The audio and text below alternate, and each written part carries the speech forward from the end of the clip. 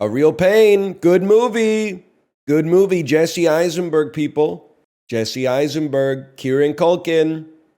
Bullet Train is a good movie.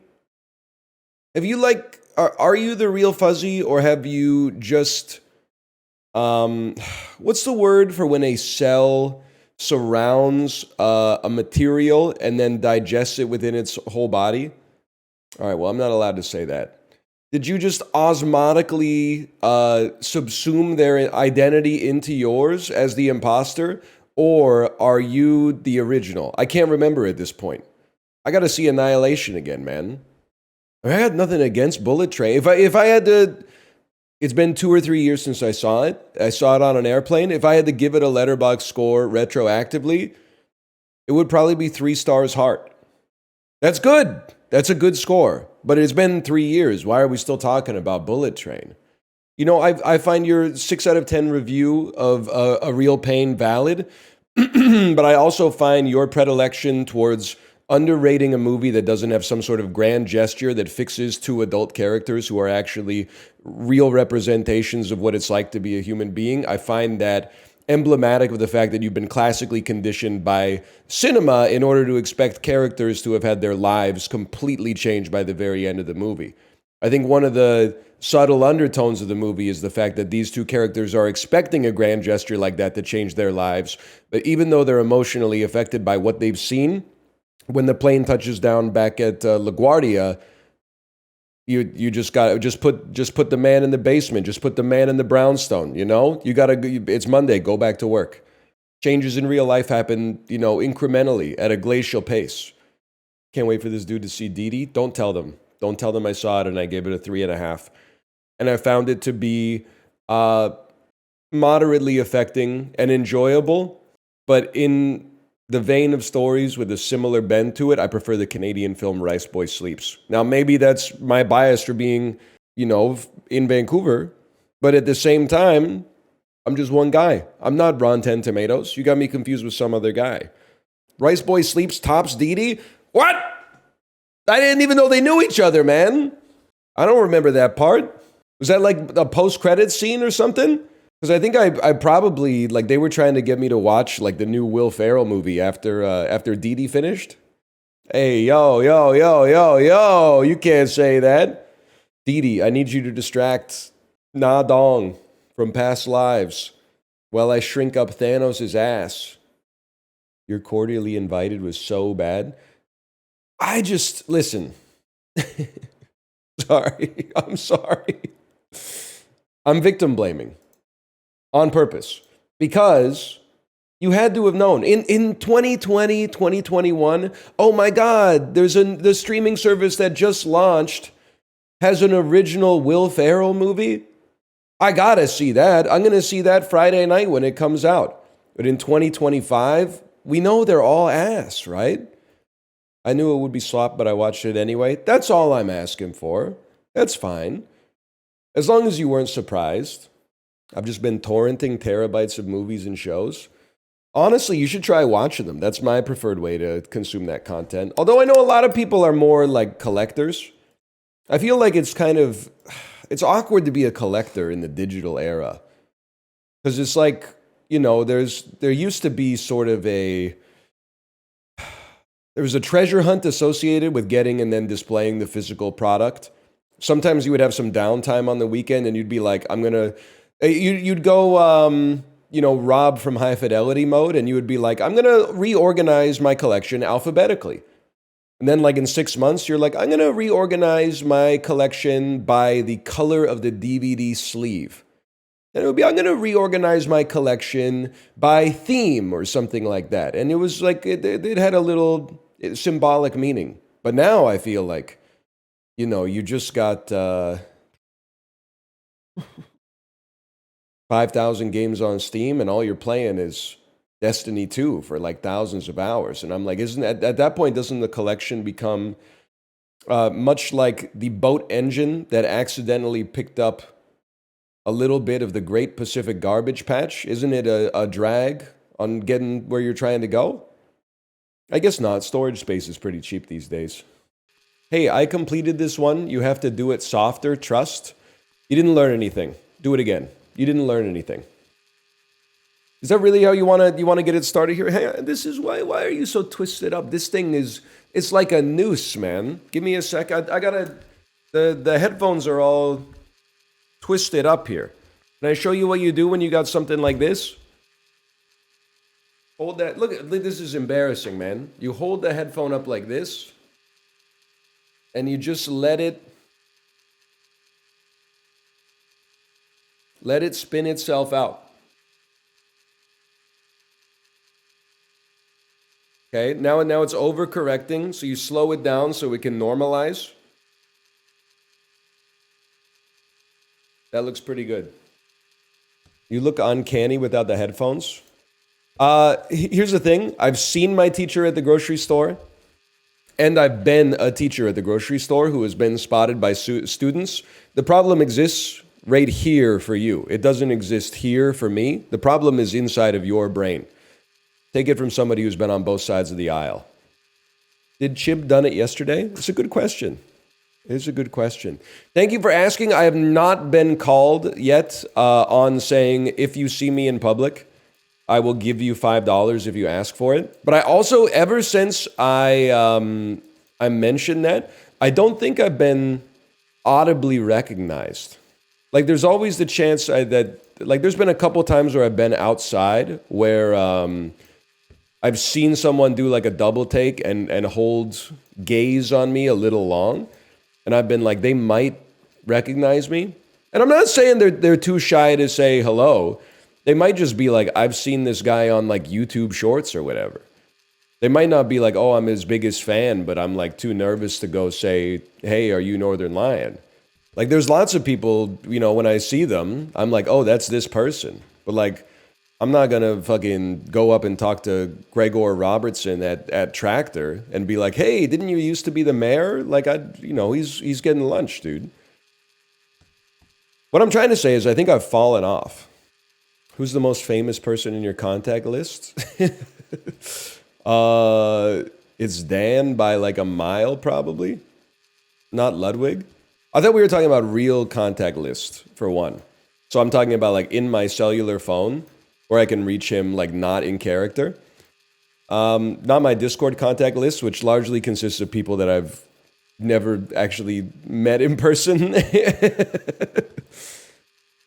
And I think it could be Dan anyway. Dan was on he was on big TV during the monoculture, man. Dan's a known public figure.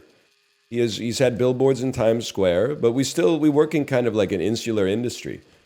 The average adult I meet needs an explanation, at least for now, of what this website even is.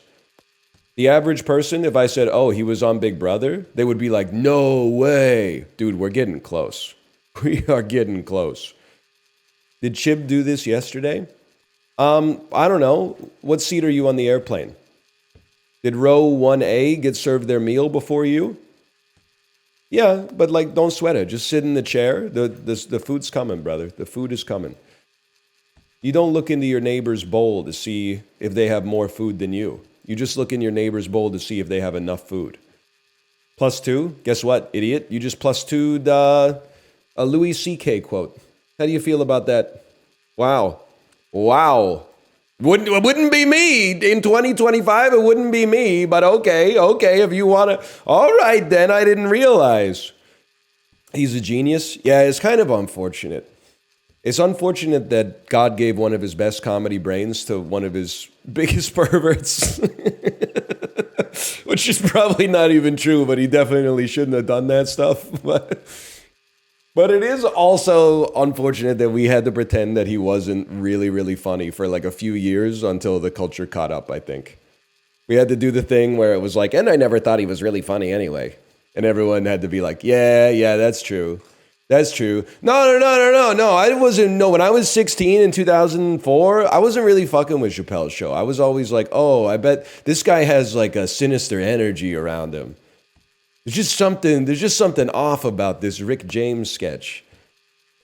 It's like saying Seinfeld isn't funny. Okay, that one I get though.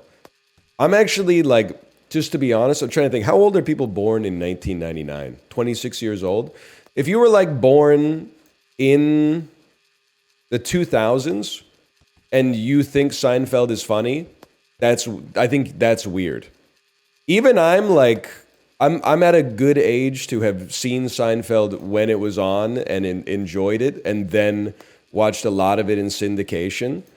But if you were more in the the How I Met Your Mother generation, or even like the death of the 3-camera sitcom, I'm not surprised if you don't like Seinfeld. If you're like from my generation and you don't have some kind of fondness for Seinfeld, that's also kind of surprising to me. I don't know what 26-year-olds' favorite comedies are. Search Party? Cool 26-year-olds, probably Search Party. Everybody else, I don't know. Steven Universe. Steven Universe isn't a comedy? Oh yeah? Then why am I crying? The Office? Bro, no shot you were 7, you were like vibing with The Office.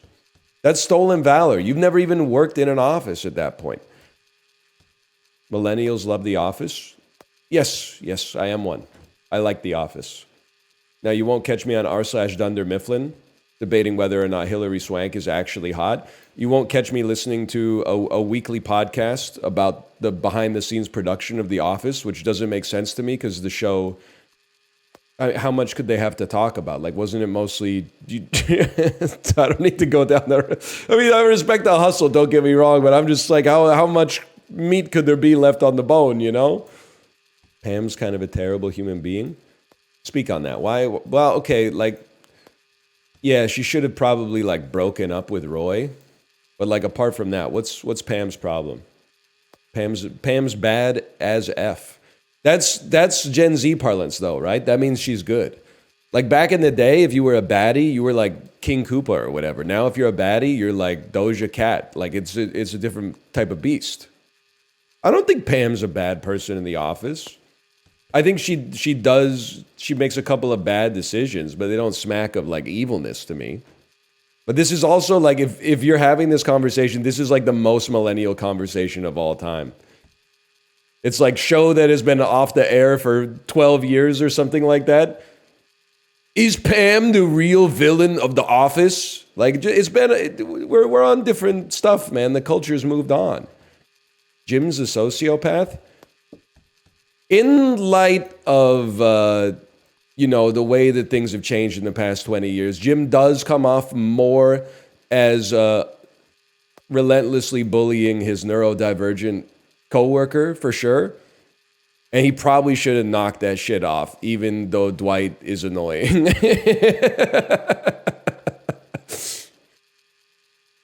But I don't know. It was a different time, man. It was a different time. He fumbled Rashida Jones? No, he didn't. He fumbled Karen Filippelli. And that's because he was in love with Pam, man. You wouldn't get it. She'd bewitched him like body and soul or whatever. He did fumble Amy Adams as well, also known as Purse Girl. But that's because he was in love with Pam, dude.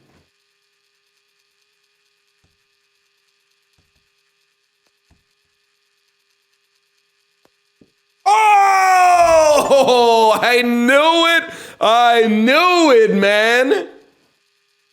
It went straight in.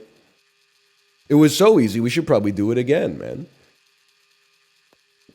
That's just a beautiful shot there. All right. We got more, man. What about Dart?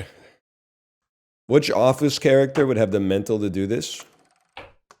I think anybody stuck at the office would have the mental to do this, as long as they weren't working.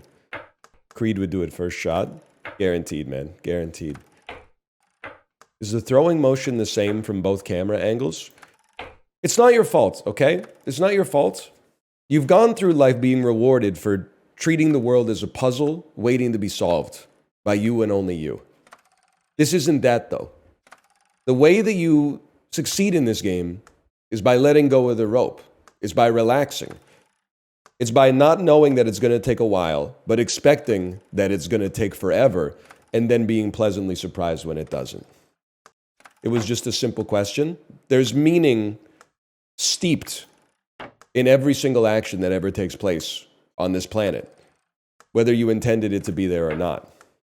You know what else pisses me off? Chibli, I'm not trying to say you're spiritually decoded, okay? Especially because you're fucking asleep. I don't respect when you try 100 times in a row and then you go, oh, here's the strat. And you just spam. You don't fucking get it, man. You don't get it yet. You're still trying to wiggle out to find an escape. There is no escape, man. You escape only by accepting that you are imprisoned. And that's why we try on every shot. Because at least they gave us a dart and a fucking board, man. If we didn't have a dart and a board, then we'd really be bored. Does this game have lore? I'm not sure if this was like a West Coast American indie game. I'm sure like at the end of this, they would flip the camera around and you would be like, oh shit. I've been bald the whole time. Wow, you hit all those trick shots, but you didn't even think about the fact that the whole time your character was gay, dude. Wow! Wow! This shit fucking, they hit me with the bait and switch, man. Nah, I think it's just, like this, you just throwing the darts. You're just putting the darts in the bag. Don't even get me started talking about Spec Ops, man. Don't even get me started. Yeah, no, that's what I'm saying. This REI stuff has gone too far, man. With the fucking, the windbreakers and what do you call them? You put on the shoes to climb the ice, the crampons or something. The, whoa! They got hats and stuff. They got little camping stoves that you can, like, you just pull on a button and then the thing lights on fire or whatever. Ran out of steam after 2 things. I haven't spent that much time inside of Mech, honestly, to be honest, so.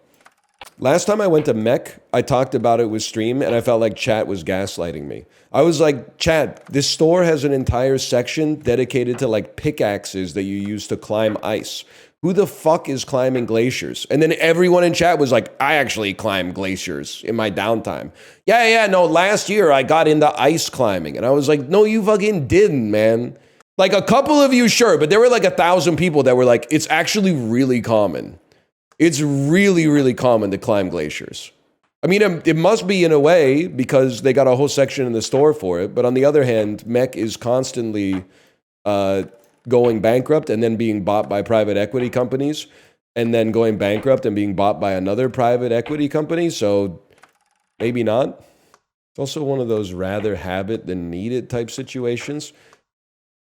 I mean, maybe I'm just an idiot, but like, why do you need an axe for climbing a glacier? Unless you know you're going to need it. Like, I mean, I've gone my whole life, including like living in a very wintry area without having a pickaxe to climb on ice. You mostly just get like, I don't know, winter shoes and like a little plastic scraper from Canadian Tire. You just had a huge snowstorm in Vancouver. Do you live in the Sahara Desert? When there's 6 centimeters of snow on the ground, you do not need a fucking vertical limit mountain climbing ice axe. It's just, it doesn't even make sense as bait, man. What, to get out of your house? Yeah, you need like a shovel and some salt. I'm in Florida. You wouldn't believe how often we use it here. I don't know what you're using the axes for in Florida, but I've been to Orlando enough to know that I don't want to know, I think. Peloton will never make a climbing wall, okay? They already can't make a treadmill that doesn't kill people. We should be just thankful that we've still got the bike. The wall would be like a weapon of mass destruction, man. It'd be a mass casualty event. My phone won't stop sending me stock price notifications for Peloton, and I blame you. Don't blame me. You should blame the impulse of retail traders who sort by biggest loser to see which stocks they're most likely to buy before tomorrow. Okay, that has nothing to do with me. I'm a buy and hold investor. Okay, you got me confused. Also, you should blame the algorithms which don't know what you actually want to see. Every time I check Google Finance, there's a notification that's like market sluggish upon blah blah blah news, and then I open Google Finance and it's like the S&P 500 is up 1.5% on the day. I'm like, you don't even know what you don't know what you don't fucking know, dude. You don't know what you don't fucking know. 1.5 is a lot in a day? Yeah, no shit, buddy. That wasn't a... Should I have selected a larger number? This is a pretty good day, man. Yeah, you got it. Nothing gets by you. You have to hit the disc as well. Why not practice hitting the disc instead of hitting the bullseye? Because you have to hit both the bullseye and the disc. Why would I practice hitting a disc that's in motion when all I have to do is hit a stationary target at a specific time? You have to hit the disc when it's in front of the bullseye. The disc moves, the bullseye doesn't move. Where's the crystal? It's full right now, unfortunately. The crystal is at capacity. It does not have to be on the bullseye. You don't understand. It has to be on the bullseye. Even if the game will give you a win, if you hit it not on the bullseye, it has to be on the bullseye. Otherwise, we're not posting this shit on YouTube. We're not getting 2 million subscribers for hitting fucking 888 with the fucking yellow circle in the 888. That's not cinema. It's called Dude Perfect, not Dude Good Enough, okay?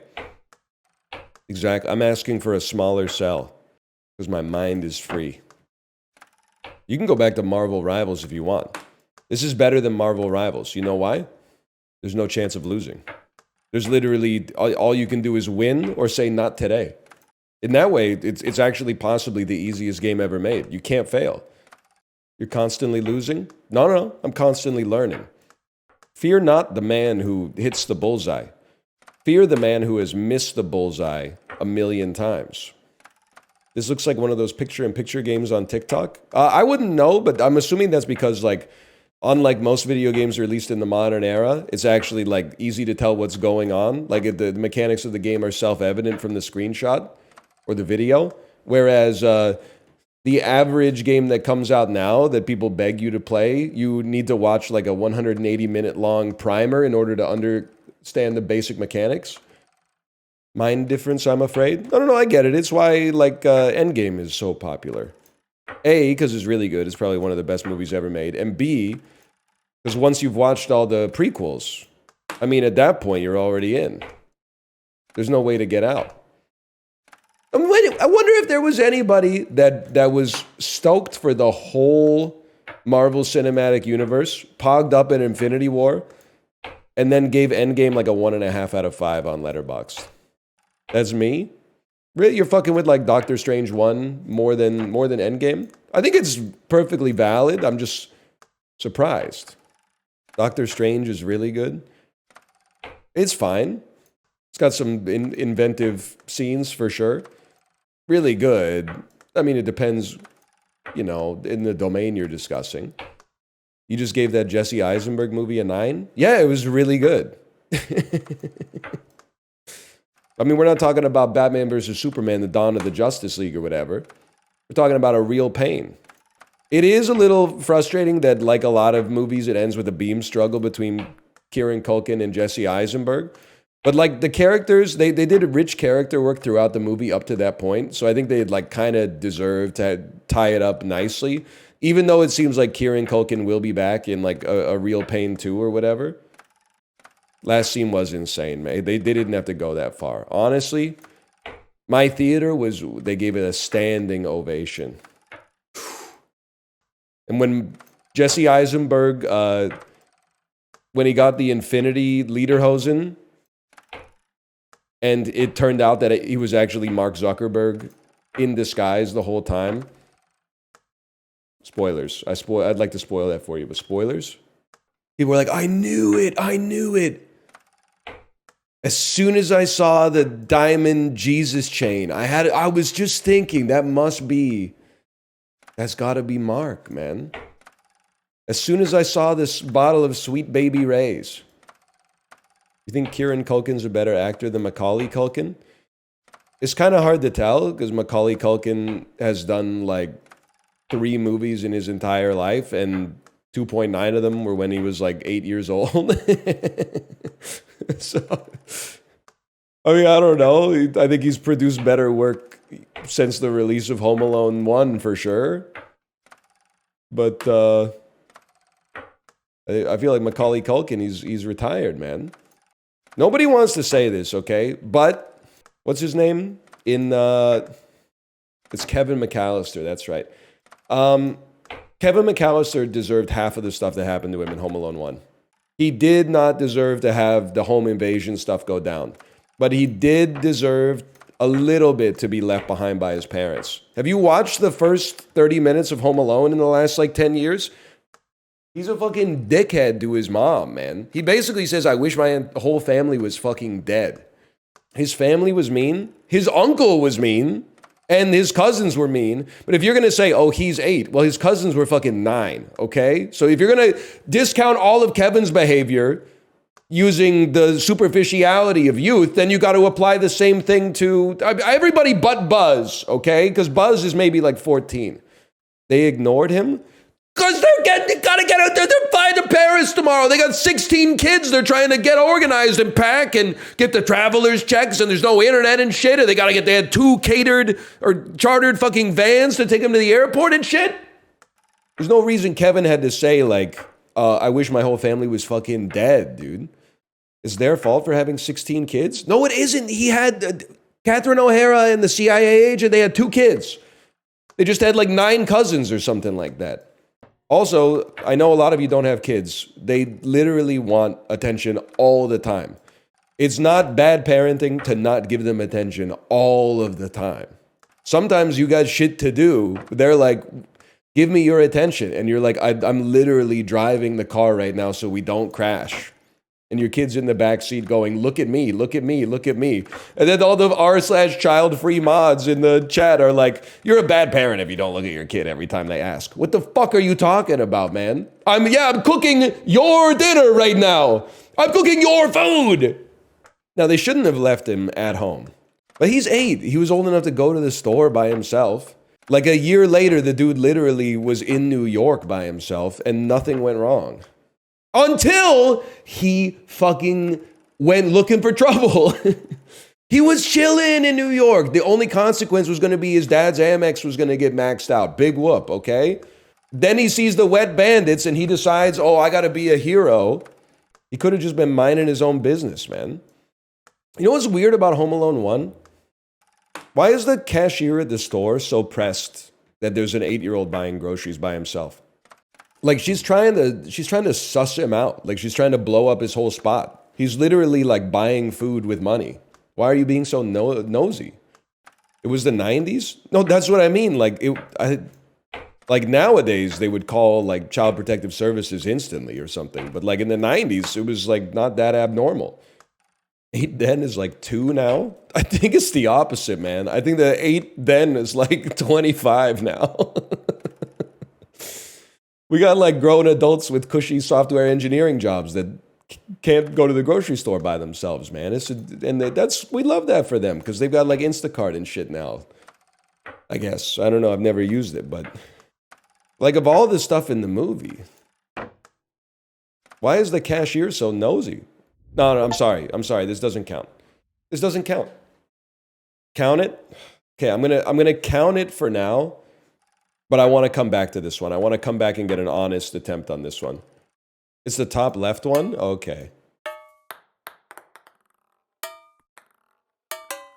The sound is going to be so good, man.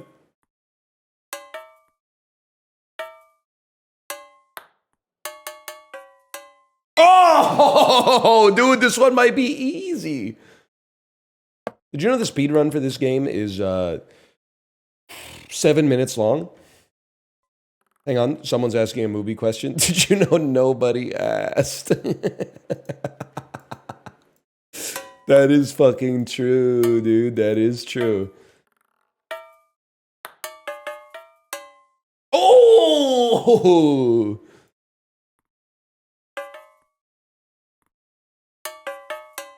That one looked all right. Can you do the speed run? Sure, watch this.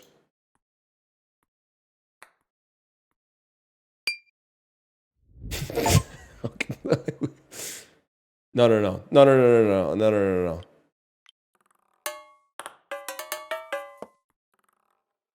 Just hold. Can you pot skip and just throw the ball in the cup? Why would I need to do that? I don't understand. That's true. We should bet on the color of the marble that wins.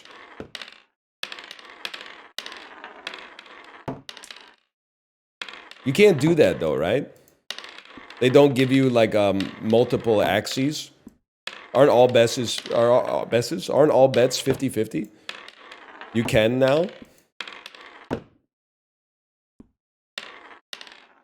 We're not gonna, but it would be fun to do. You're not wrong.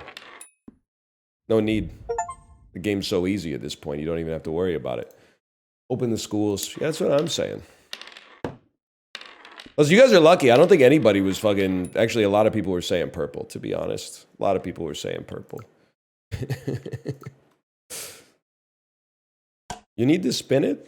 Don't worry, little bro. There's a spin attached to it.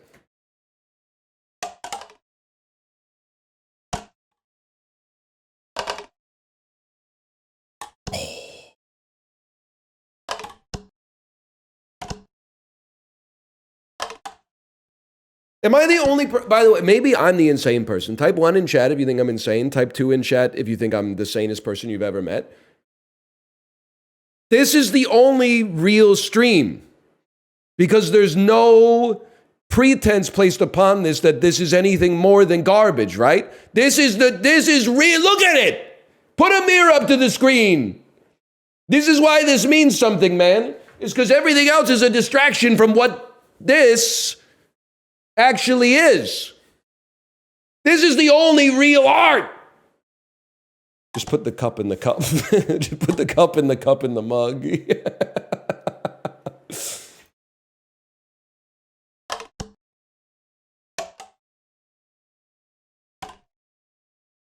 Oh! Bears and Perils dev watching this in shambles. I'm sorry. I didn't ask for the mantle of leadership, okay? We need more games with less mechanics. I'm sorry. We for a while, there was like the casualification of games. Indie devs swooped in and took the mantle of like, hey, we're making like complex strategy games again. That was good. That was good. You got Dwarf Fortress, Caves of Cud, blah, blah, blah, blah, blah, blah, blah. But I mean, nowadays, every single game that I play, I only get through the tutorial like 180 minutes in, man. So my natural reaction is, let's play Trick Shot Simulator.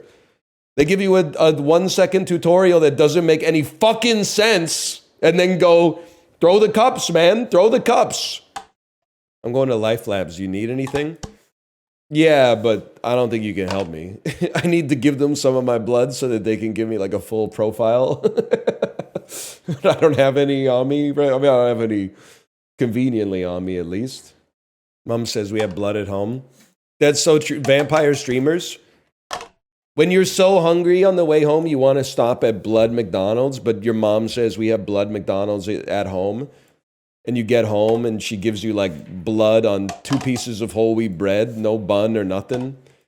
It's got those big chunks of fucking onion inside of the blood and stuff like that. And you're like, Mom, this isn't what it's... I'm stealing an Eddie Murphy bit here, I guess. But yeah, it's like out of the freezer.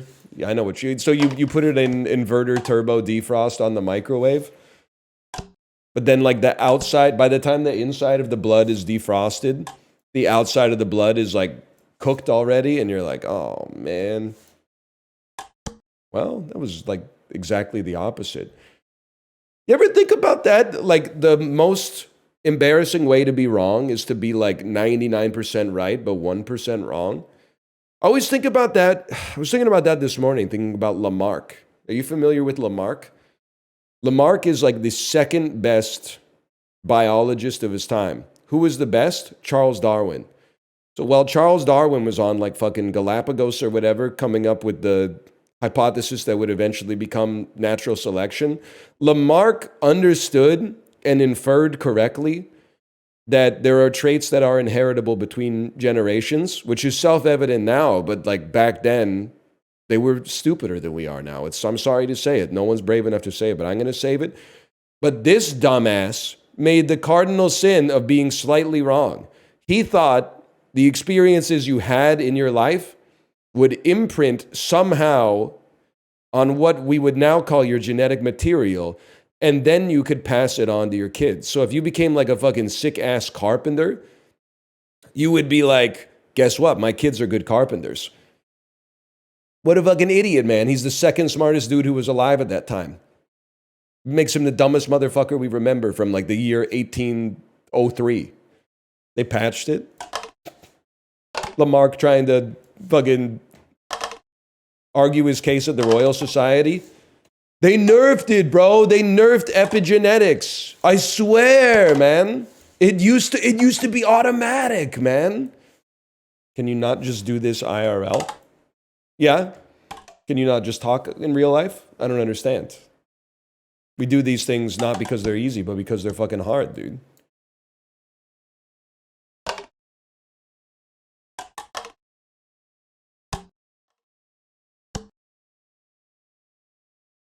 Oh! Gonna say, ah! One of the funniest things about this game, I'm only noticing after like 7 hours of playing, is that you have like an active item inventory in the bottom left. Like right now I have red solo cup equipped. It's not like I can't change to anything else, but like this game's just an asset flip. Yeah, it shows why game design is important. There's lots of like really, really bad games where people worked really hard, like making their own engine and props and shit like that for basically no reason, when the whole idea for the game was cooked to begin with. If they prototyped it using some assets they bought on the Unity store, they probably would have figured out this shit ain't any fucking fun, man. I'm not saying game development is easy, okay? It takes a lot of stinkers until the society comes together and the industry spits out a trick shot simulator, okay? Can you get closer? Let me do you one better. Bartleby. When you buy the cups, they start stacked. You won the game to begin with, man. Congratulations. Crazy to me that your daughter's going to be like, what does daddy do for work? And then you're here throwing the cup into the cup. Well, no, I'm not. The cup to the cup is a means to an end. I'm here pretending to be people's friends professionally. Mostly by saying, we're not real friends. To which people give me $5 and say, that's such a you thing to say. But also, I feel like a lot of jobs are like this. Like, I feel like when you get hired, maybe this is a needlessly +2 farming take, but when you get hired for like an entry-level position, you do like a lot of work. But as you rise through the corporate ranks, your job becomes abstracted to like people giving you a piece of information and then you saying, yep, looks good. Please proceed. Thanks so much. And then that's pretty much like your whole day is doing that like 30 times. Depends. But honestly, I will say I'm not hating on the managerial class. In terms of like the duties of a job, I guess it depends on where you're working. I would rather do the work than manage the people. Because managing the people, for me, is harder than doing the work. It's honestly one of the reasons that, like, I might be the last YouTuber who still makes his own shitty thumbnails instead of getting, like, an artist to just do them. Because, like, I would rather spend, like, 20 to 45 minutes a night making the thumbnails and posting the videos than have to call into like a Discord at night and be like, hey, can you make these thumbnails and post the videos? And then realistically, sometimes they'll be like, sure, I'll have it in a half an hour. And then sometimes they'll be like, yeah, I can have it to you by like 4 hours from now, but I don't want it 4 hours from now. Like I want it now. And the only way to do that is to really do it myself or pay them a lot. We don't really need someone like on call making YouTube thumbnails. They should just go become like an EMT or something. Poor Drac. Drac still gets paid. We're just trying to find something for them to do. Every month I get invoiced. I reply, paid. And then I reply with something like, hope I can find some more work for you this month. And then I like, for like half a day, I think about it. And then I just get busy with like other stuff. Until like 29 days later, the invoice comes out. And I go, paid?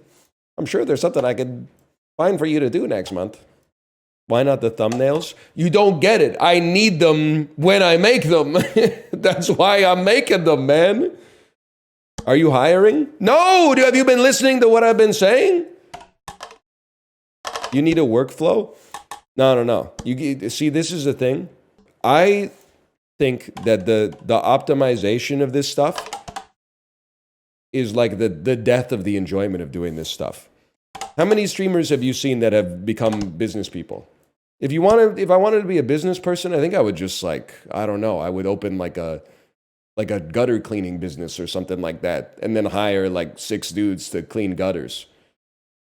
I don't want to do that. I want to put the cup in the cup. Some people want to be businessmen, and I think that's fine. They'd probably be just as happy whether it was, building furniture or owning self-storage facilities or launching a startup or something like that, or playing video games. I don't think there's anything wrong with that. I think for a few years I thought that was me. The further in I've gotten to it, anytime I have to do anything business related, I'm this is sapping my spirit. Anytime I'm putting the cup in the cup, I'm this is nourishing my spirit. Yeah, not everyone could be a streamer. So true. We need some people to own 100 self-storage facilities. Thank you for taking my comment in good faith.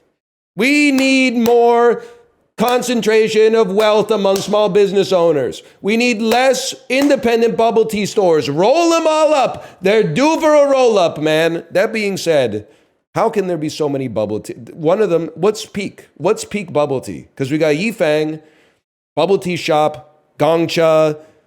I'm trying to think of what Bubble Waffle Cafe. There's too many. Coco, you're absolute. Cha Time. There's too many. Someone's got to roll them up, man. I was talking about in Vancouver. I think it's an Yifang town. We're a cocoa town. Yeah, maybe in Burnaby. I'm talking about Vancouver. Okay. Try My Name is Yogast. Next time I'm at E-Spot in Richmond, I could do that. My name is Yogast. Dun, dun, dun, dun, dun, dun, dun. I'm carrying the doo-ba-dee-ba-doo-ba-doo-ba-doo-ba-doo-ba-doo-ba-doo. Thanks for all you show, Gas. Dun, dun, dun, dun. Yeah. I know what you're talking. Comes in next to me, have some bubble tea. What percent is ice? I'm thinking 30. What percent again? For the sugar content, once again, I would say it's 30. I think you would have hit this IRL by now. This is RL. We are IRL right now. Everything you do is IRL.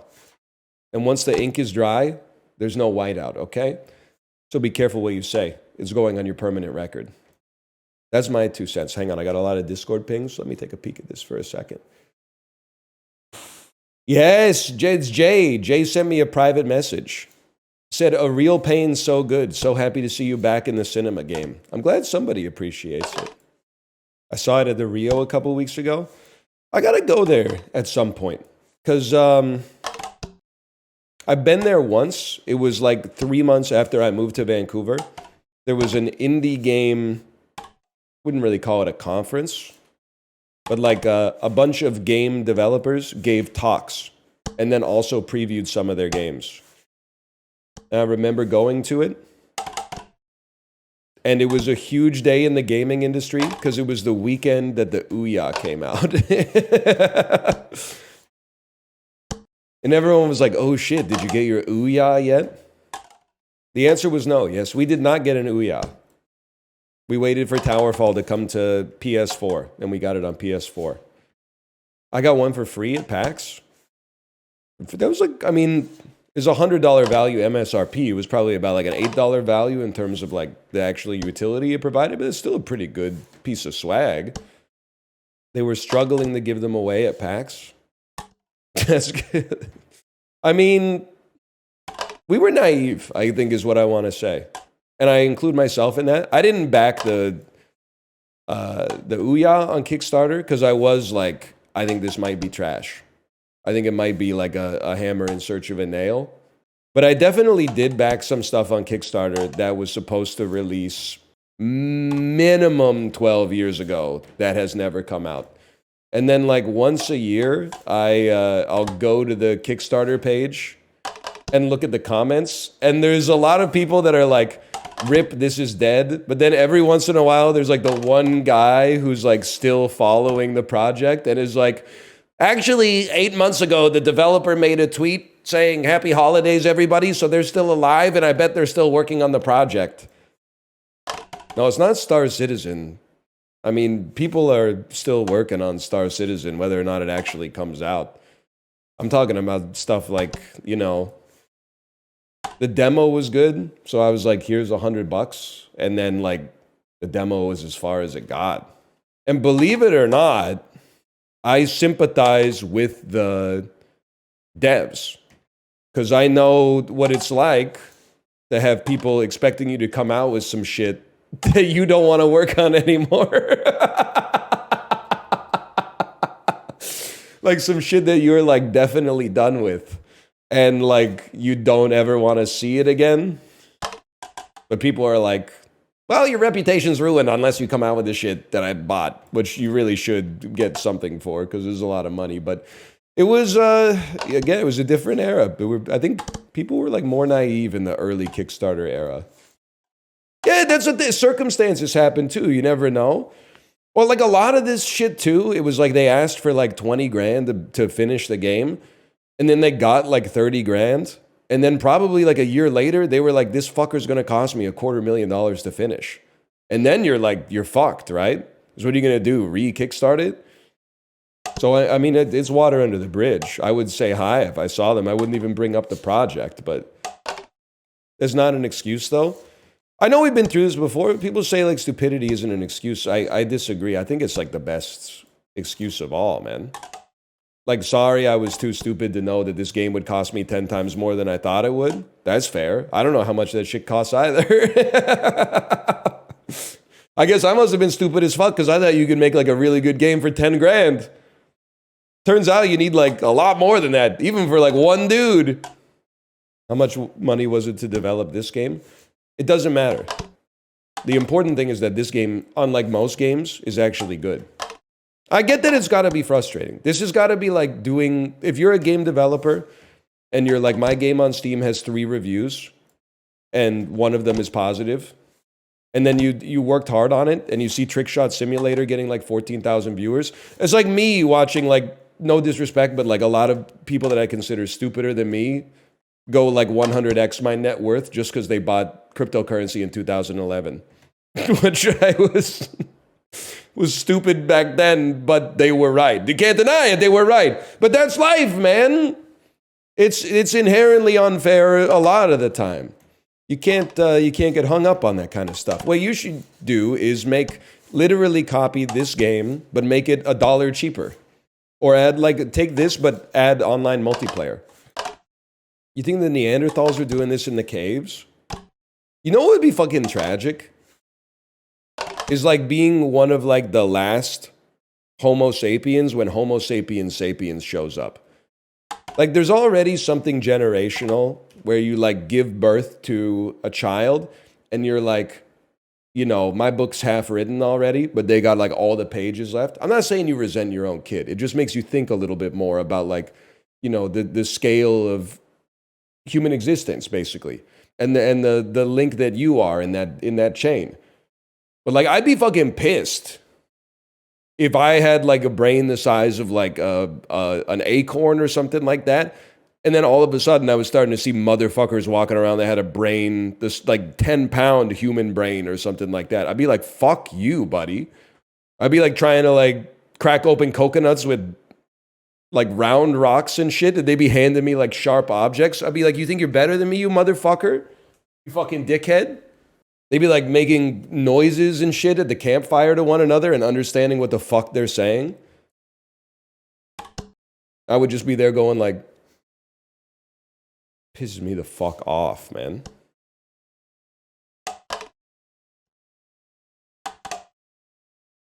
I'd just be on my phone.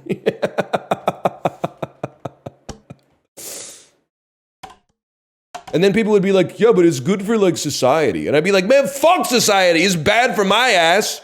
You only live one time. Oh, in 2,000 years, cool. You'll be able to check the weather on your fucking phone. I won't be alive for that shit, idiot.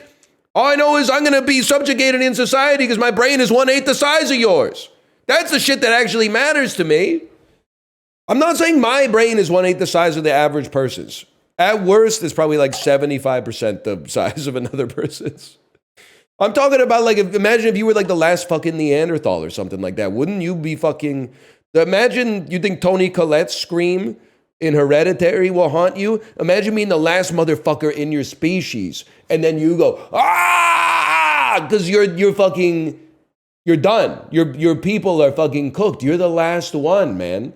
And then all the other motherfuckers that like did that shit to you are like, awkward. That's fucking awkward. This happened to my buddy. I'd be fucking pissed, man. They had babies with some homo sapiens. That explains how some of you motherfuckers got here. Not me. I'm a pure-blooded homo sapiens. I'm homo sapiens, sapiens. This is the next level of human evolution, man. That's right. We got hairless for a while. It didn't work. We're getting hairy again, people. We're getting hairy again. We're getting hair on the backs of our hands and stuff for some reason. It doesn't really serve a purpose, I think. But bald on top, yes. Why? I don't know. I don't know. It's a sick joke. It's true, people. Hollywood is back. It's something cinematic about this, wouldn't you say? /marker the executive. Hello to the gamers and hello to the cinematographers. What are they called?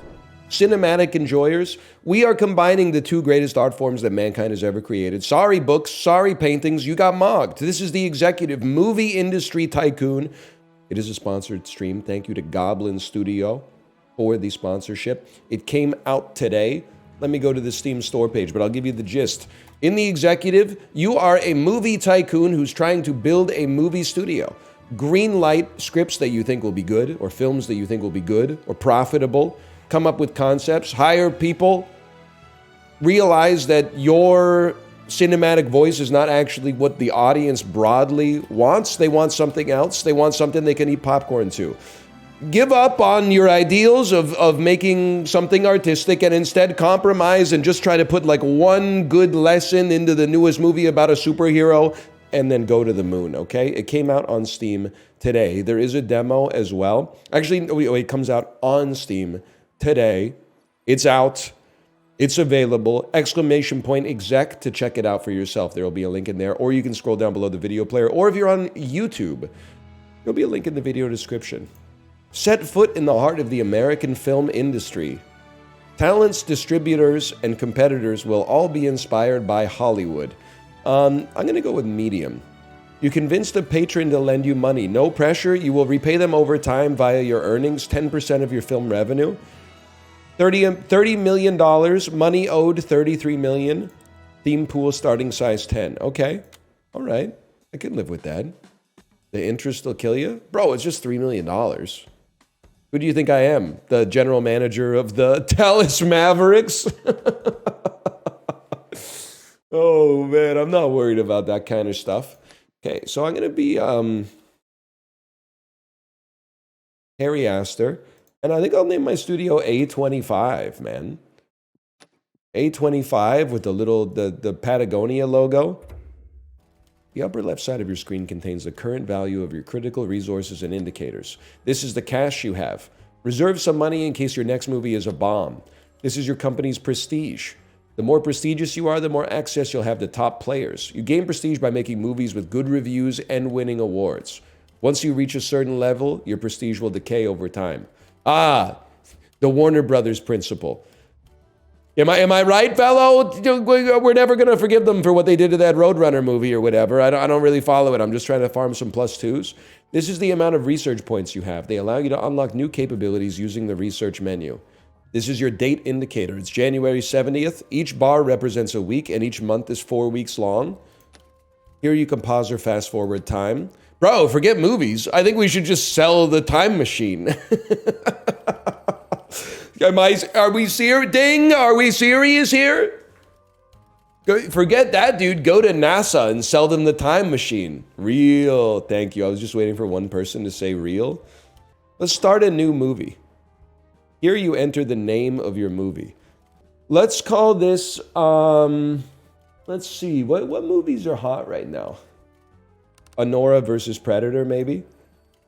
Then choose your production base budget. Initially, you can only create small films, but as your employees become more experienced, you'll gain the means to craft larger movies. I mean, the first one was a small budget, but I think we got to go up to a medium budget for the sequel because people are expecting things. Oh, I can only do small. Sorry. I would say the theme of Anora versus Predator, it's a bit of a werewolf movie. If I had to say so. Then select the genre that aligns with the theme you've selected. Well, I would say that a werewolf mystery could go... I mean, horror is the gimme, don't get me wrong, but a werewolf mystery could go kind of hard. Who knows, man? Who's the werewolf? Has anyone ever done that before? I think this might be a completely original idea. Finally, pick your target rating. I mean, this has got to be a... Wait, isn't... I always thought that PG-13 was less severe than PG. Because here's how I thought it worked. G was like, it's open for everybody. Then I thought PG-13 was like, you need your parents unless you're 13 or older. And then I thought PG was like, you need your parents unless you're 17 or older or 18 or older. And then I thought R was like, you have to be 18 or older. PG is more permissive than PG-13. It's not bait. It just it makes sense to me. Well, okay, we'll keep it. Well, with a thriller, we want to go PG-13 because it's going to work for a slightly older audience. And then select the director. Why are you shirtless? I sold everything to get Anora versus Predator off the ground, okay? The writing on a horror movie, we can pull it down a little bit. I think A25, sure, like the makeup's important. But the set design is what the letterboxed Illuminati would go crazy for. You know what? Let's pull it. Oh, you're right. It's a mystery. I made it a mystery, not a horror movie. Okay, hang on. We're going to crank that up. Agatha Christie style. We're going to do it like that. 40% writing, 30% makeup, 30% sets. You need a good costume? We won't show the werewolf, man. We'll just show like a claw here and there. We'll show like some canine breath or something like that. We'll show scratch marks on door frames and stuff like that. Okay, post-production budget. Special effects, honestly, can stay very low. Sound design and music and editing. The sound design is very important to set the stage. Where does Anora come into the mystery? She's kind of like the Daniel Craig type from Knives Out. It's like I'm foreseeing a series of films where Anora is kind of like the only... They're like anthological films, but Anora is the character that pulls them all together. I think that we want to launch with B24/7, okay? Better revenue share for us. Same degree of prestige. The favorite genres don't really matter. And October is going to be a better month for us because werewolf movies probably overperform around Halloween. We take those. The entertainment business is literally easy, man. It's easy. You got a scary movie? Second week of October. How hard could it be, man? It basically makes itself. A witty whodunit. An unpredictable mystery. Balances suspense well. 7.3 fresh on the avocado meter, and the soda meter is a 7.2. That's good, man. The list of this year's Gaspar nominees has been announced. Okay, how do we do? We did it where a B at the box office made $250,000. I can live with that, man. We get some prestige off of that. Plus, we as Albert Rogus' career takes off, more and more people are going to look in his back catalog, and I really think like on home video and digital on demand, like this is going to have a good long tail. It's like how people are going back to watch all of Timothée Chalamet's movies before he did Wonka. Yeah. This is like a bit of a cult classic, I think. Still down 0.8 mil. Well, I had to pay back my $30 million loan too, so. Check out who won the Gaspars this year. Small Yet Mighty Guy by Parther, and yeah, okay, small, but it's a bit, it's good. Don't get me wrong, it's good. It's a bit of a crowd pleaser. But you know how the Academy is these days. Your grades for marketing are trash. You're right. We need some booth babes. It's the 70s, man. I'm giving the people what they want. I mean, I'm a big believer. You gotta hire the best person available for the job. I'm not gonna pinch pennies just to try to find like a better value for. We're talking about $2,000 here. We're gonna be going Connie Huff. She's pretty, not very good at anything, but she's better than anybody else. So, all right, welcome to the show, Connie. Welcome to the show. You could be here for life. You're employee number 2. You're getting in on the ground floor, okay? What do you think, Connie? Let's start with theme, man. So it's September, so we want something coming out in the summer. This is a gimme. It's a pirate adventure. That's rated PG. We want the kids to still be in here. Budget size was small, just a small budget pirate adventure.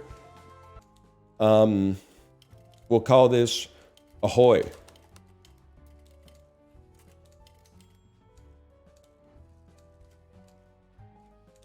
Hang on, I've really got to cook up something good.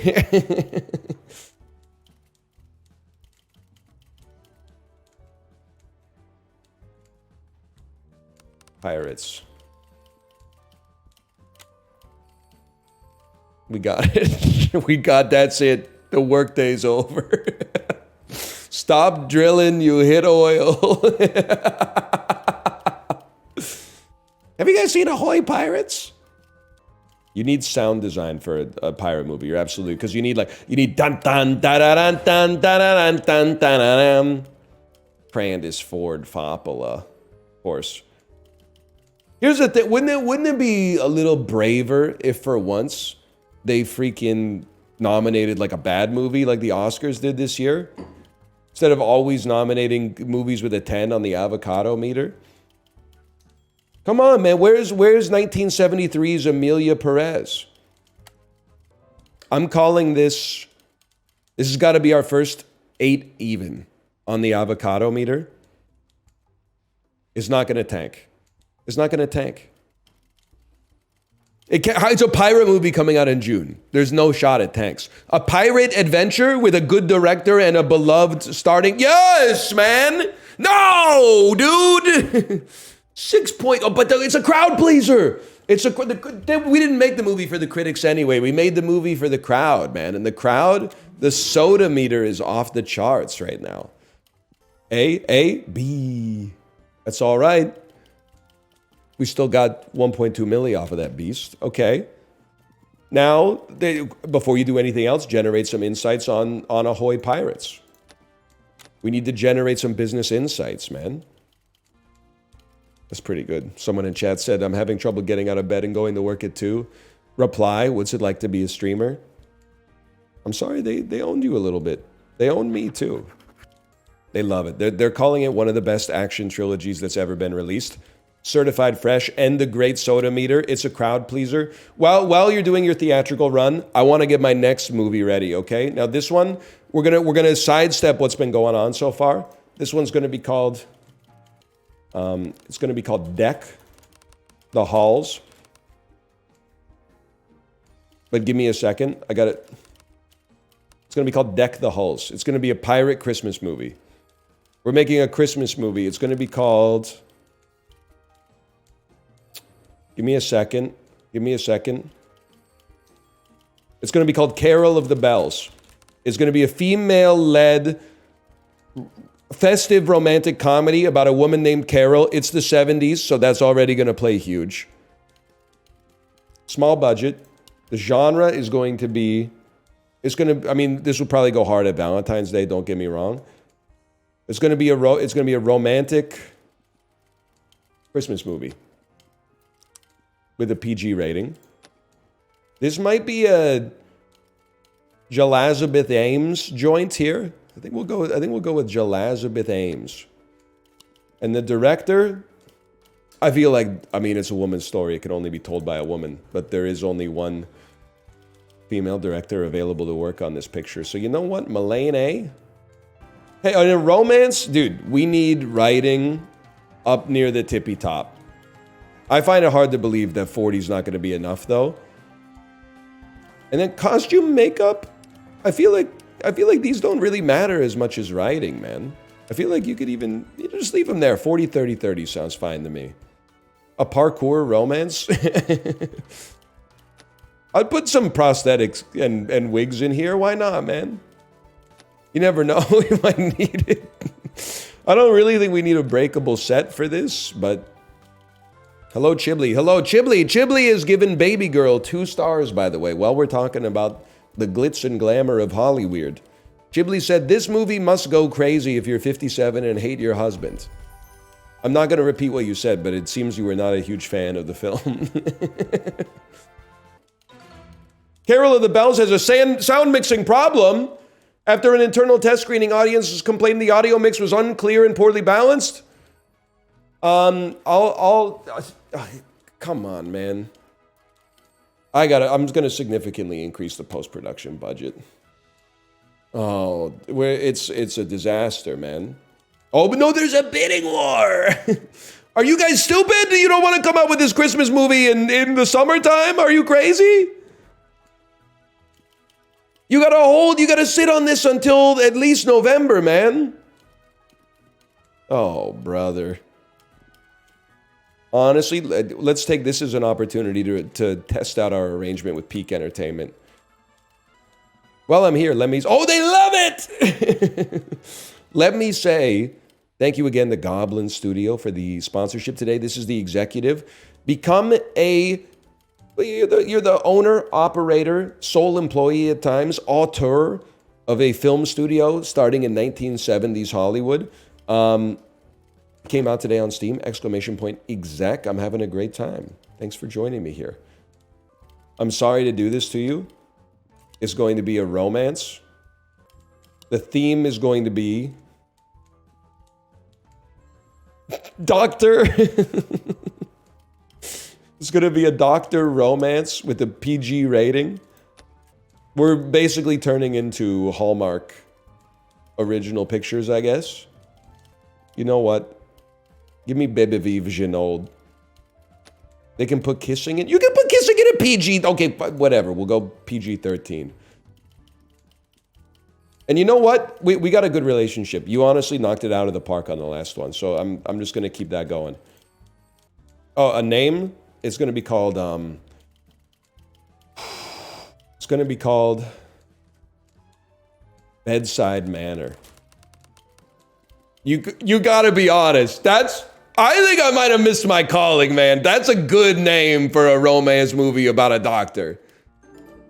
7, 9, 7.5, 7, 7.5. Oh, that's all we need to see. I don't really care if the critics are messing with it. It's about making money, stupid. 8.7 on the soda meter is crazy. It's gonna go insane. Let's get started. We're going to get started on the next movie right off the bat. Let's do something we've never done before. Let's make a comedy. The theme will be business. We're going to call this movie... There's a lot of stuff coming to mind right now. We're going to call it... Occupational Therapy. I think PG-13 is perfect for this. Dude, oh, you're so... Dude!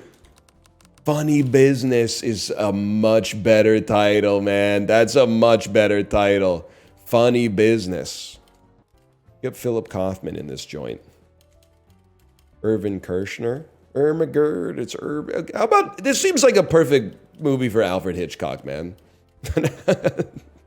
An Alfred... Well, honestly, no. Because I think we're overpaying for his international appeal when we can't even... release the movie internationally. Man, why are all these beloved directors just making slop? You know what? This might be our last chance to make a gross out comedy with Alfred Hitchcock. Let's put him in there. And I think This would go crazy. Who's in love with the script? What if we got someone who was just in love with the script, man? Like Marl, he's a little old. KBG Lurtis, man! That's probably 21-year-old Jamie Lee Curtis exploring the roles of a modern woman trying to make it in an office. She wants 2.5%. I'll tell you what, best I could do is 3. You're fucking hired. Whoa! Film industry faces transformative shift. Studios are pursuing ever grander blockbuster ambitions, but at the same time, VHS tapes are making waves. That's true. Oh, okay, Bedside Manor. How's it doing? It looks like it's doing pretty well, man. Can't complain about how Bedside Manor is a hit, dude. Okay, what do you need for a comedy? You definitely need prosthetics and wigs. You may need a breakable set. You need a minimum 8.0 soda score to get the breakable set feature, but we gotta take those. You need good, actually you need no writing on a comedy because you just let Judd Apatow film and everybody else just talks. I'm just joking. You need good writing. Let's put that at 45. Set design is essentially irrelevant. Could be some funny costumes, you never know. They're going to ask for an IMAX re-release of Bedside Manor. I can already tell. It's our most successful film. Did we win Best Romy? Armageddon immediately. What a movie. Oh, but we almost got to an A, though, on Bedside Manor. And it launched the career of Bebe Vive Genold. So, honestly, I think that these are all basically irrelevant. Maybe the editing could be... You know what? There should be fight choreography in every comedy. There should be one fighting scene in every comedy. Moving costs, $25 million.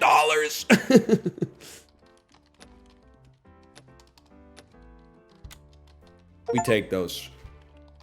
This has got to be... We need funny business, man. We need funny business to save us. Excuse me, where's my scouting?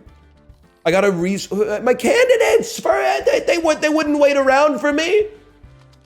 You don't need to release your comedy worldwide. A lot of comedies, you know, you come out with The Hangover in China, the movie's not going to make any sense, okay? You need to rewrite the whole script.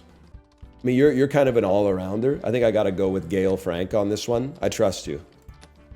Welcome to the squad. You're here for life. Do me a favor, Gail. Your first project here, do you ever see Bedside Manor? Of course you did. Everybody saw Bedside Manor. Okay, so step one, I'm going to need you to analyze that, have that report on my desk, I'd say about a month from now or so. Who didn't see Bedside Manor? I want you to tell me what you think about its performance, okay? Oh, they love it, man. 200th Decade Wolf wants this one. To me, it makes sense to come out with this in the summertime. 200th Decade Wolf wants it. This is a very reasonable ask. A summer movie. They know how to market comedies, man. They do have a 5-star distributor. I don't really want to come out with my comedy movie in Halloween, man. People are in a scary mood back then or around then. I'm going with 200th Century Wolf. Nobody knows about the distributor anyway. They just know, did Roger Ebert give it a thumbs up? Okay, now it's going to take us a lot longer to get 40 mil in our pocket. These are great reviews for a comedy, man. The critics and the audiences agree. Funny Business is the laugh out loud event of the summer. You have to see it. Connie Huff is considering other opportunities? What? You know what, Connie? You got a pair of brass ones. You're rehired for twice your original salary. I couldn't have done Funny Business without you. Consider that a bonus. You need Funny Business 2 in production stat? I hate that you're right. Really, 1 year though? 1 year? Isn't that a little early for a comedy sequel? Slop them up? All right. Consider yourself slopped. This one's Funny Business 2, occupational therapy. No, 1 second. There's something... Funnier Business, yeah, but I need the 2 in there so that people know it's related to the first Funny Business, man. Funny Business 2 back in business? No Funny Business. That's got to be the third movie. The third movie is No Funny Business. Funny Business 2. Let me think about this. Let me think about this. No, I'm not going to call it that. I'm definitely not going to call it. Because they don't know what that is yet. They need to wait 31 years for that. They don't know what that is yet. They're not ready for that. You know what? That seems perfect to me. Funny Business 2, Back in Business. We actually could get nominated. Nope. They nominated New York Borough instead. Really? New York Borough? I'm hoping I'm starting to see some articles in Variety that are like, it's really time that the Academy pay some respect to the genre of comedy. Dude, we had such a smash hit even though we didn't even know what we were doing. We put way too much music and not nearly enough words into it. Whatever, rush it. We're rushing it. Small budget business comedy. Yeah, I mean, I'm throwing everything I got at it. I want this to be our Godfather. You got hype. You got, well, honestly, you pretty much give us the same thing, but at a much cheaper cost. I'm sorry to say. Paul Schrader, welcome to the squad. You have to recast the cast? No, I can't recast the cast, unfortunately. Because Jamie Lee Curtis, she's getting a big head over this, man. That's where we want to be. 50% writing. I mean, they loved the prosthetics and the wigs in the first one and the breakable set. We can't take those away. Research jokes. Do you need those for a comedy?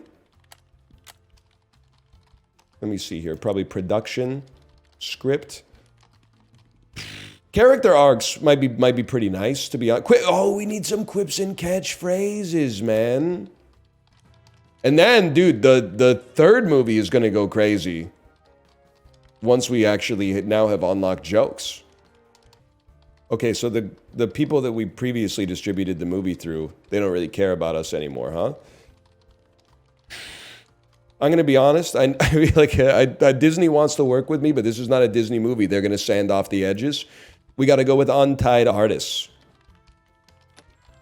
It still gets a little bit of the summer release window, and it gives us time to make the third one before next summer. It's as clever as it is funny. The critics got a little fatigued, but the audience is still chilling. I appreciate that, audience. Give me a second here. I was hoping maybe we could unlock like cultural references or something real quick. What do you need for that? You need 30 points. We don't have to start making the movie just yet. We can chill for a second. 4 million in the first week. I mean, people love it. They love it, man. Production, cultural references. Yeah, it's going to be cultural references, I'm afraid. And then I'm all in. I'm all in. It's the Funny Business franchise. People are getting a little fatigued. This will be the third movie in 2 years. But if the movie's good enough, it doesn't even matter. We'll confirm that, get everybody signed. No more Funny Business. And then we hype it up. Like this is the end of the characters that you've come to know and love under the last 14 months. What happened to Paul Schrader? Paul Schrader, you're not interested in my movie anymore? Okay, I'll tell you what, this seems like the kind of thing that Robert Redford could really vibe with. And honestly, he's pretty cheap. You can have him pretty cheap here. No more Funny Business comedy, PG-13. Okay, run it back. Funny Business 2, Back in Business. Made a lot of money. We're taking one more Hail Mary here. Okay, hang on. First, we know they love writing. They don't care about set design. Put the rest in the costumes and makeup, even though it probably doesn't matter. It's going to be the first comedy with cultural references and quips and catchphrases. That honestly, we might not be able to stop the franchise here. Because Funny Business 2, Back in Business? Oh. Come on. Because I think after the people experience this, they're going to want more. What are some of the catchphrases? The guy who works the copier saying, copy that. That's going to be a big one. We're still going to need the fight choreography that the series has come to be known for. That's emblematic of the funny business experience. What's the funny business franchise about? It's about what works, man. And perhaps, as importantly, it's about what doesn't. And so it's about exploring that space and what happens when work isn't working. But this is the last one, so you got to go see it. And you have to see it in IMAX.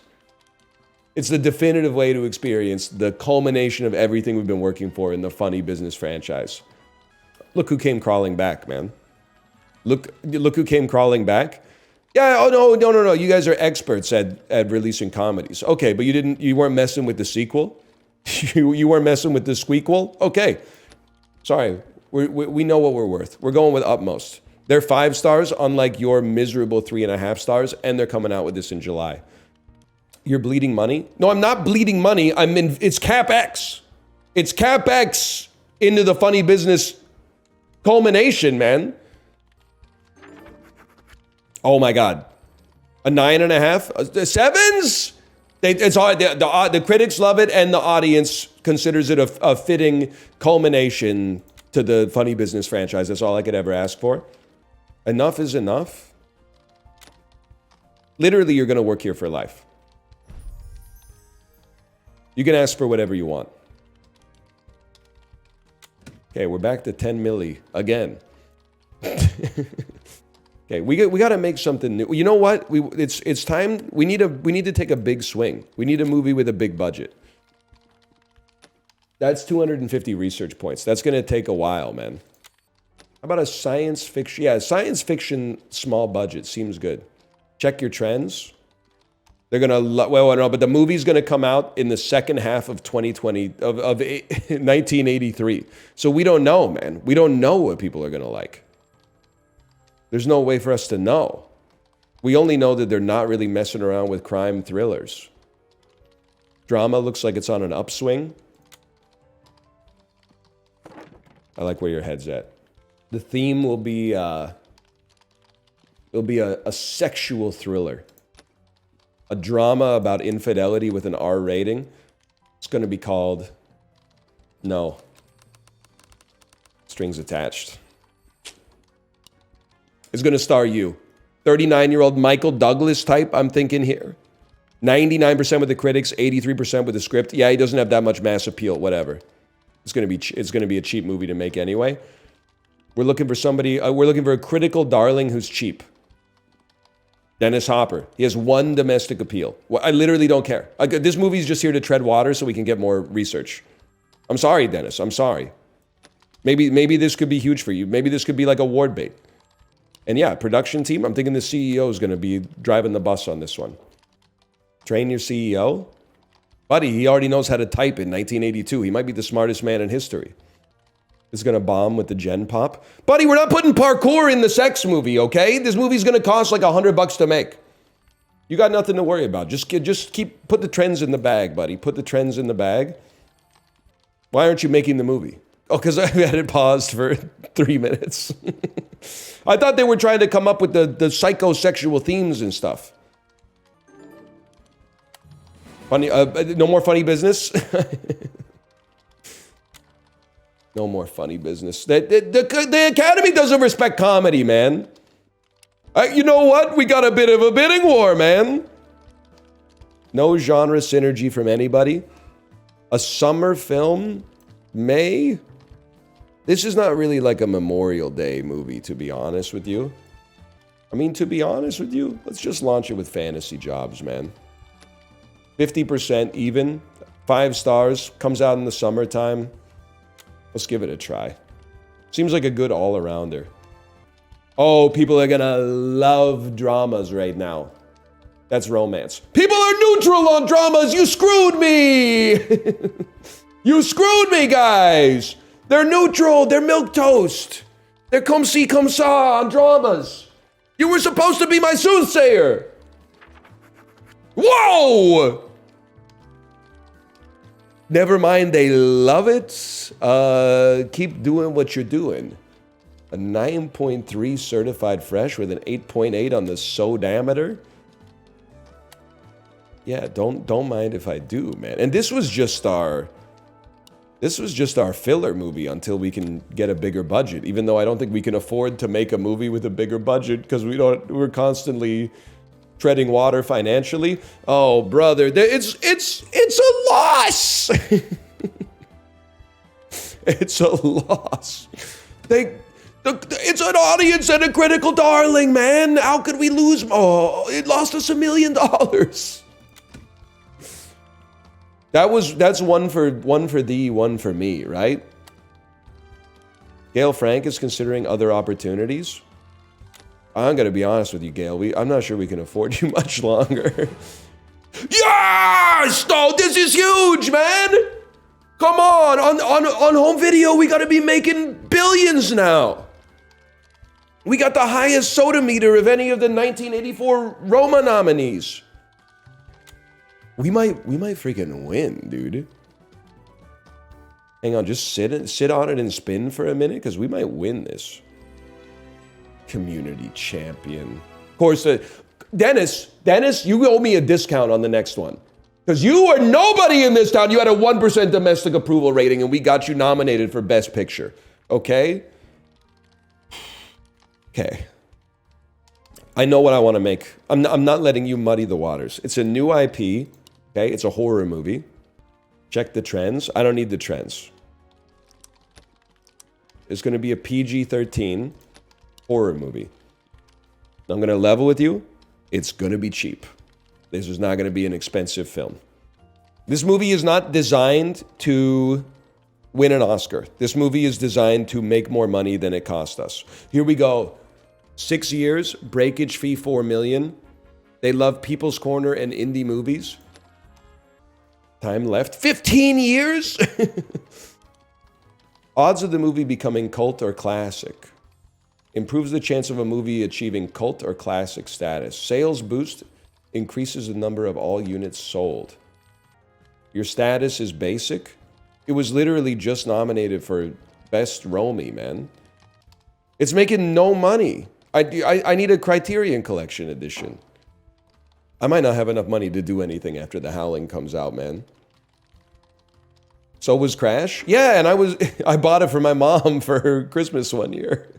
No, they hate it. Red soda, rotten avocado. No, man, they hate it. They hate the movie. They hate The Howling. Connie, I'm sorry. I'm gonna give you a raise, but we're getting light here. We're getting light on funds. Okay, quick, before we have to pay our employees, start making a new movie. This is Oscar bait. We have to make some Oscar bait. It's going to be, because this is going to come out around December. It's going to be a biography about the movies again. Check the trends first. I don't have time for that. It's going to be rated R. It's going to be a small budget. It's going to be called Bay. The Michael story. And this has got to be a hit. So your appeal is pretty good and your critic score is pretty solid. And then for lead role, I need a star. Matthew, that's my guy, Matthew Broderick. I can't afford. Are you kidding me? I can't afford F. Murray Abraham for this. Give me Matthew Broderick. Age 23, perfect. We are running it down mid.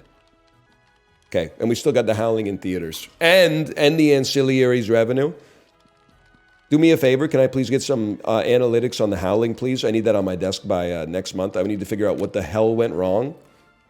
Dude, it made profit. Okay, I don't even care. It was a disaster, but it made profit. That's all we need. Okay, we need cultural references, without a doubt. And because it's a biographical film, we need prosthetics and wigs. The writing has to be good.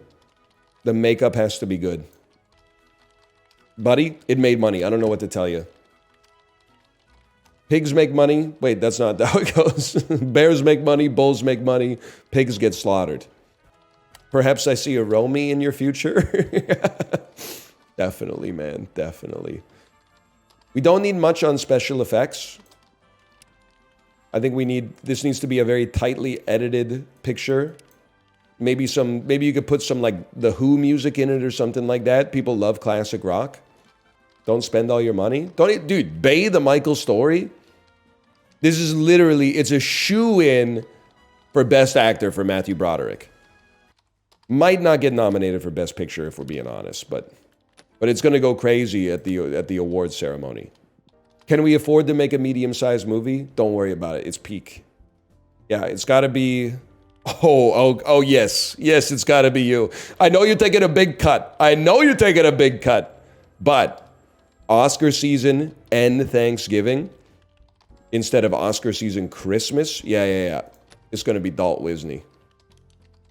This is my blockbuster. I can't believe No Strings Attached is flopping like this. It's underseen, man. We'll have to do a director's cut re-release at some point when we have more research tokens. Where'd the 30 million go? Bro, it's tied up in the building. We bought the building. It cost us 25 mil. We'd be back at 30, basically, if we just sold right now. Plus, Bay the Michael story comes out. Oh, it's a 10, it's an 8, it's a 10, it's a 9, it's a 7. Okay, but still, that's really good. 8.9 and an 8.1. And it's coming out November. That's award season, bitch. Okay, not profitable yet. It's going to get there. And it is gas bar bait. It's absolutely gas bar bait. We need to franchise this. Stat. Yes! Bay the Michael story. That's 2 years in a row for A25.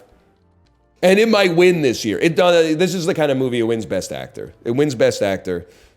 That's okay. That's buzz. We take those. It made $436,000. That's not a whole lot of money, to be honest with you, in this line of work. I think you're right. I think we're ready for another action movie. Oh, this is gonna make me a superstar. Wow, I can't believe this is the kind of schlock the Academy loves. It totally should have gone to Anora versus Predator 2. Whatever. I'm the one with the Romy, dude. Best Picture for Bay the Michael story. With Beryl Callard and Harry Astor. That's gonna go crazy on home video. I want to see how long it would take for us to make a medium movie. 11 months. Okay, no, we start making it immediately. You're right, I cannot afford to make it. Quick slopper. Yeah. Maybe, you know what? You know what we do? Yeah, I'm thinking we're back. Bay the Michael story too. You think it's Funny Business 4? Are people still messing with Funny Business? No, dude, it's got to be Ninja War. Ninja War has still got a 20 hype and 0 franchise fatigue. Last one was called The Final Ninja War. This one's got to be called... That's very confusing. The next Ninja War.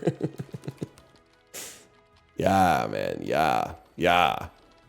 It's going to flop. It doesn't matter if it flops. It's going to be cheap. It's going to have no writing. You're going to ruin the franchise? I need the money, man. I need the money to make a fantasy tale about infidelity or something. Like a kind of sexual Lord of the Rings. And then what do? While you're waiting for it to come out, we make another one. Honestly, probably a new Funny Business. We got the original cast all back together. She wants 6.5%? Are you flicking me? Jamie Lee Curtis, 6.5% of the gross? Are you crazy? I could live with this. Jamie Lee carries the movie anyway. Boy, comedies direct themselves, okay? You're lucky. Honestly, you should be doing this for free. This is what the last one was called. No More Funny Business. Yeah, you're so right. Funny Business 4. This time we go back to the Roman numeral unfinished business. Yes. We go Roman numeral instead of Arabic numeral on this one. Because it's a comedy. You can be a little silly with it. We'll make that a small budget picture. $3.66 million. If I'm honest with you, we're trying to save some money, so let's peel back a little bit of the costumes and makeup, but we can't forget the quips and the catchphrases. $500,000 for quips and catchphrases? Are you crazy? Who am I paying to write that stuff, man? The Costco guys? Didn't you have 30 mil? What happened? I made a movie that got nominated for Best Picture, and then all of a sudden I'm broke. Why are you on 85? Because I need to make money, man! You don't get it! Connie is kind of bleeding us. Oh, no. No, they hate Ninja War. They hate the next Ninja War, man. They hate it. Why won't people go see bad movies at the theater? I need more money to make a good movie, man. Okay, the soda meter was still okay. The soda meter was still all right. What are we cooking up? I gotta see how it's doing here, man. That's honestly so generous for the next Ninja War. Okay, the Ninja War franchise is done. I can live with a 6.5 out of 10 comedy sequel. I can live, it's certified fresh. That's the only thing that matters. Funny Business 4 certified fresh. So he's lost 20 million? No, I'm 5 million up. I got $25 million in equity. You guys don't know anything about accounting. I gotta release one more. And honestly, I think I gotta put my heart and soul into one. It's time to take a stab. It's time to make a big swing. A musical about the movies. Gonna be a PG-13 with a small budget. Zimmer. Hands over fist. We need huge appeal, and we need someone the critics like. Doesn't exist. They don't exist. All the good directors are spoken for. You know what? Matthew Mobbin, we're giving you a chance, okay? What do you think, Honda? Honda reigns? Yeah, you know what? I think you're right. I think you're right on that one. Honda reigns. Honda reigns over to her. And then we need a big star, man. A big star who the critics like. They don't exist. The critics are nasty these days, man. You know what? Jack Thompson, welcome to the show. We need a critical darling, man. Because people won't see a musical unless it gets like a 9 on the avocado meter, okay? We need money, not Oscar bait. First you get the Oscar, then you get the money, man. Then you get the money. Oh, brother, this is a bomb. You don't know movies like I know movies. How many Best Pictures have you won? How many Best Pictures have you even been nominated for? I've been nominated twice and I won once. For Bay, the Michael story. Okay? It's $1 million! It's $1 million to have an orchestra. What is this? What is this? I can't. Why am I red? Pay up, you're broke? Send it. Wait. First, it's a musical. I'm gonna go ahead and say sound design and music should probably be at a 50. I'm all in. And then we're gonna make a movie about us making this movie. And that's gonna be even bigger. Please aspire a gangster movie, I beg you. Dad, what are you doing in chat? I told you not to watch my stream. Check your competition. They move for me. I don't move for them. They move for me. We're $6 million in the hole on Zimmer, hands over fist. Come on, show me the money. Show me the money. It's about making money, man. We at least have to be nominated for a Romy. And then we can make a mid-budget movie. 8.5, 8.5, 9.5, 7, 7, Rolling Rock. You mother of whistle-worthy tunes and a wholesome plot. 7. You almost screwed up this avocado meter for me. That's good. It's got crossover appeal. That's big. $5 million open. We'll green light the next movie. Gail Frank handed you the resignation letter. Oh, brother. Okay. BAA, BBB. It's still a B, but it made us 2 milli. We got 13 milli in the bank. This is going to be awards bait because it's going to take It's going to take 11 months to make it. Comes out October, November 1989. So I'm thinking, okay, I like where your head's at. How about a spy thriller that's rated R? We're going to call this... Who peed the bed? This is our big swing. So we need it to be a critical success. It's you. You want 120 grand? And 6.5%? No, we're spending too much for international appeal. It's not going to happen. Well, no, you know what? I think let's give Wen Kappas a chance, man. Let's give Wen Kappas a chance. Even though they only got 30 domestic appeal, Let's make up for it with a beloved actor or actress. I'm sorry, Lily Tomlin. You're a comedy merchant. I'm not gonna be paying you $270 plus 7%. That's psychotic. That's simply not gonna happen. I think this has got to be a Glue Kaluger. I think this is a Glue movie, man. You think it's... You know what? Nate is a... 42, 85, 99, 10K. You know, this might be Nate's breakout role. You might know exactly what you're talking about on that one. We're not bankrupting ourselves. Your current home entertainment deal has expired. We're going to go bankrupt, man. This is the year's gas power. This is Hans. This is Hans, man. Oh, my God. We must have been on the borderline. You're telling me they don't even like Screams in the Shadows, man. The soda meter was 6.9. That's no good. We're going to need some flashbacks in this for it to make sense to the audience. And an orchestral score, please. Okay, this is going to bankrupt us.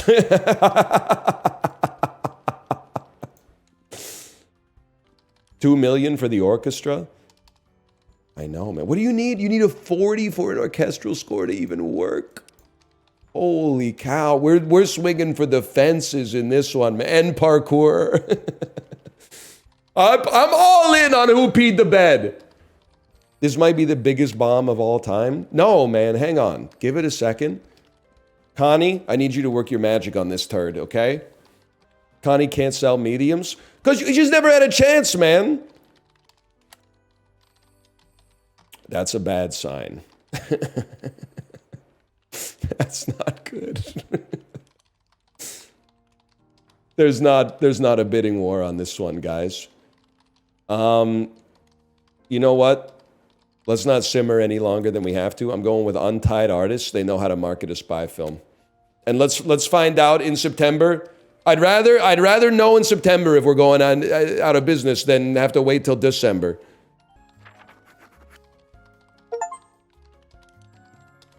I can live with that. That's the first review broke my heart, but I can live with that. A 7.2 and a 7.3. This is perfect middle-aged to elderly theater bait, man. Let me go to analytics real quick. I need to see what went wrong with Who Peed the Bed, because we're definitely coming out with a sequel soon. That's this one's gonna hurt. I think this one's gonna hurt, man. It has lost us $6 million so far, but there's always home video, man. Stick to small movies. No, I'm gonna wait until we can. What? Film industry braces for new era. DVDs are coming out soon. Romy's nominate, please. Who Peed the Bed? Who Peed the Bed? How we doing here? Dude, we've been making money every year we're in business. I don't need to worry about that. There's people for that. We've been losing money just about every year that we've been in business. Bandle bomb. 2013 tends not to be my wheelhouse, but let's give it a try.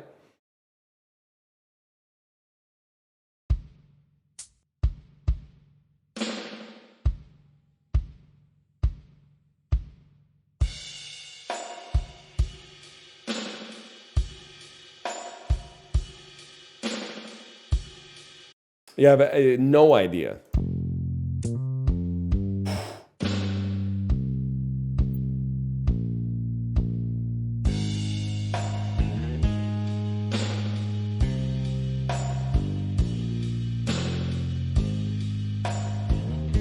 It's got a little interestingness to it.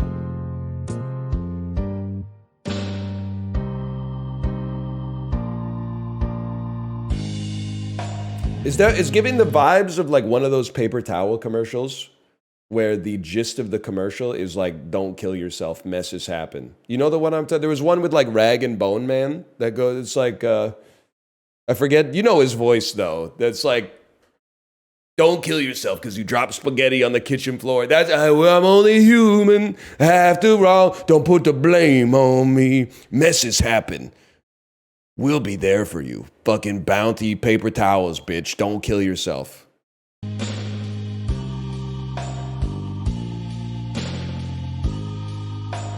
don't know what this is.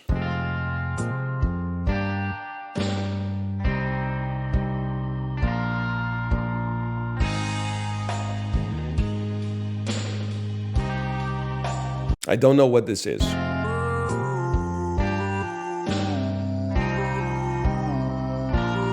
That's okay. Oh, babe, I'm a very bad man. I'm a very bad man, don't you know? Yeah. Whenever they wanted to go, I'm a very bad man, and I never wanna get some home. Never wanna go back home. I'm a very bad man. Oh no, I don't know what this is. I wish to be yours. Want to.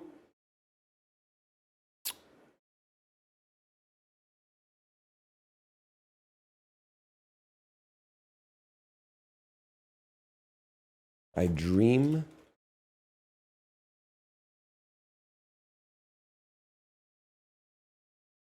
I want to.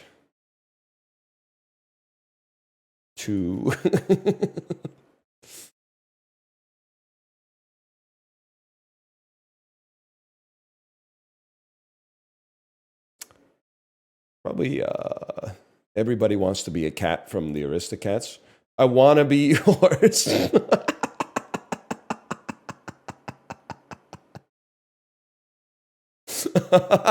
What a clue, man. What a clue. Are you telling me it's not? I'm a very bad man. I'm a very bad man. Don't you know? I think that's pretty good, man. We were kind of cooking up something good there. I didn't say I'm a very bad man over and over. I also said I wish I knew how to go home. That would kill in Funny Business 5 for sure. Oh, and I'm a very bad man. I'm a very bad man. Don't you know? That could work, man. Yeah, we'll be back tomorrow. Later. You're on a different bread. I'm on a bun that's great. You want me on a burger, but I am on a plate. You're like a bowl of peas. We've gotta make a switch. You're like a mac and cheese, but I'm a fish and chips. I love food. Shake It Off Albertson's version. I don't know about you, but apples are on sale for $2.22 a pound. I'm gonna see us at the checkout if you want more information about that. Say we got bad beans. Yeah, sorry, baked beans. Because you know we got canned beans. Hey! Yeah, that would totally work. We got that boneless, skinless, pink chicken breast. We got that mild Italian sausage, the best. Dude, Taylor Swift grocery store would go crazy. We never run out of limes. We never run out of limes. We got that piss jeans, James Dean. Look in your thighs. What does she say, man? She shouldn't be saying that stuff. She's got a young audience, and also an audience of all ages, because she's very popular. But some of those people are young. She shouldn't be talking about the piss jeans and the James Dean thighs or whatever.